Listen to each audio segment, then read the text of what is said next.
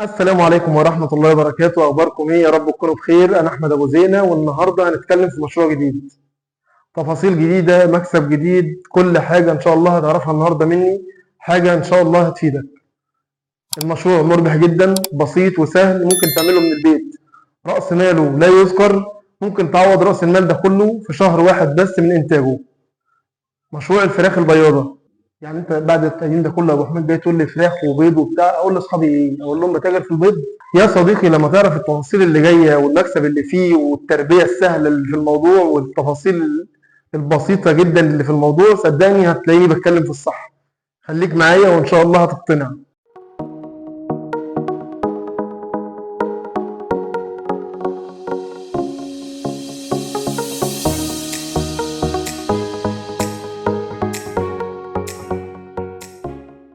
اهلا بيكم مره تانية. كل مشروع لازم نبداه صح عشان نلاقي نتيجه كويسه. لو بدأنا غلط كل حاجه هتتبهدل. طيب، المشروع معانا النهارده مشروع الفراخ البياضة. المشروع ده بيبقى ليه تجهيزات وليه بداية عشان تلاقي النهاية بتاعته كويسة ومرضية. يا ترى ايه التجهيزات بتاعته؟ كل اللي انا عاوزه، انا عاوز مكان مقفول درجة حرارته من 32 ل 33. دي هنعملها ازاي؟ هنعملها ممكن بلمبة صغيرة اللي هي الصفرة بتاعت زمان دي، ممكن دفايات لو الكمية اللي احنا هنجيبها كبيرة.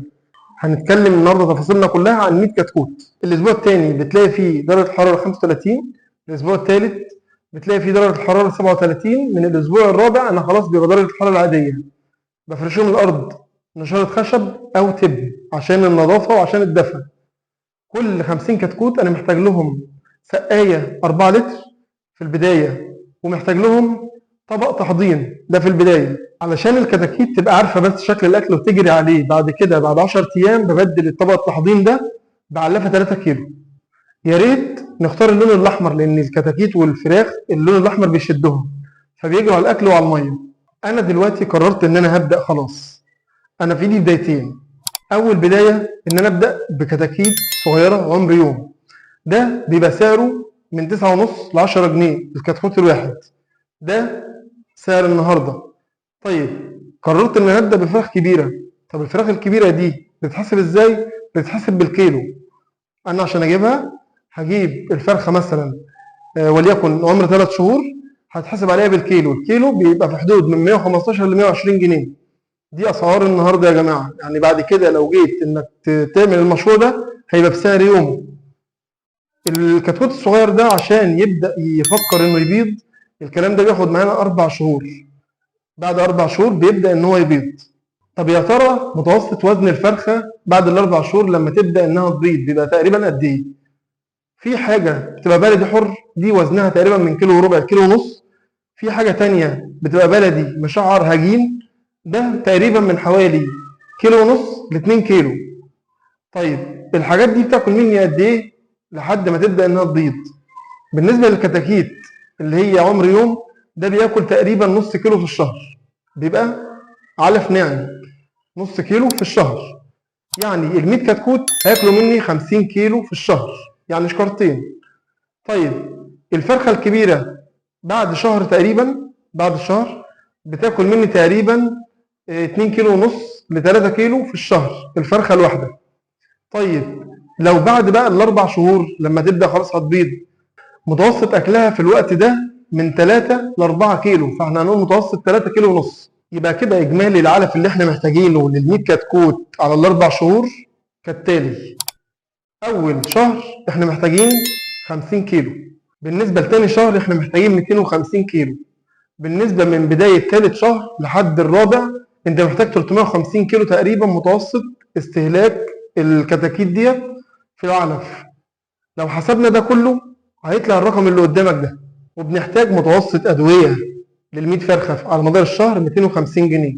يعني في ال4 شهور بتحتاج 1000 جنيه ادويه. والحاجات دي احنا ممكن نستبدلها بحاجات تانية ممكن نعملها في البيت. الكلام ده هنجيله بعدين عشان الموضوع ده كبير.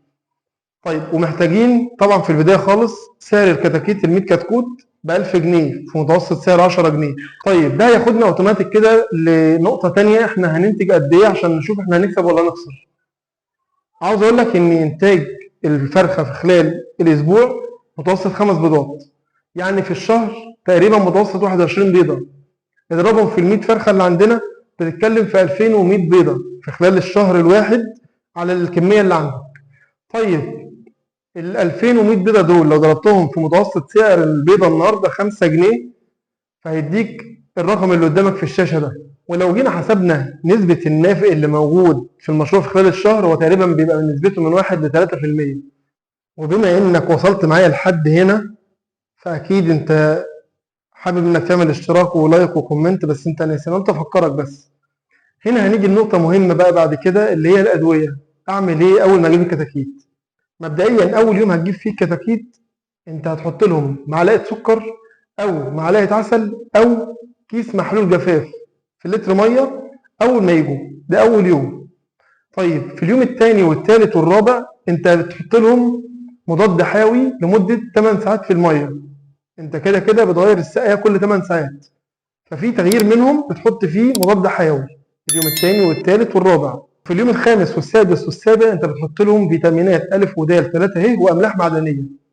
يبقى تغيير ميه، فيتامينات، تغيير ميه، املاح معدنيه، تغيير ميه بس. في اليوم الثامن والتاسع والعاشر انت بتحط لهم سيلينيوم، ده للمناعه، بتحطه في تغيير من تغييرات الميه 8 ساعات.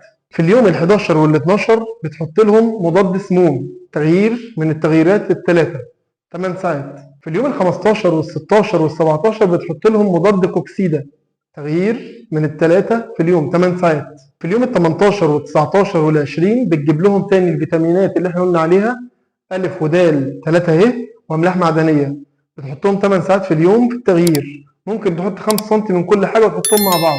وبكده احنا لمينا في المشروع على قد ما قدرنا وبسطناه على قد ما قدرنا. المشروع كويس وجميل، المشروع مربح، المشروع يلم معاك تكلفته في تقريبا في شهر ونص، وبعد كده ان شاء الله هيبقى كله مكسب بس ان شاء الله.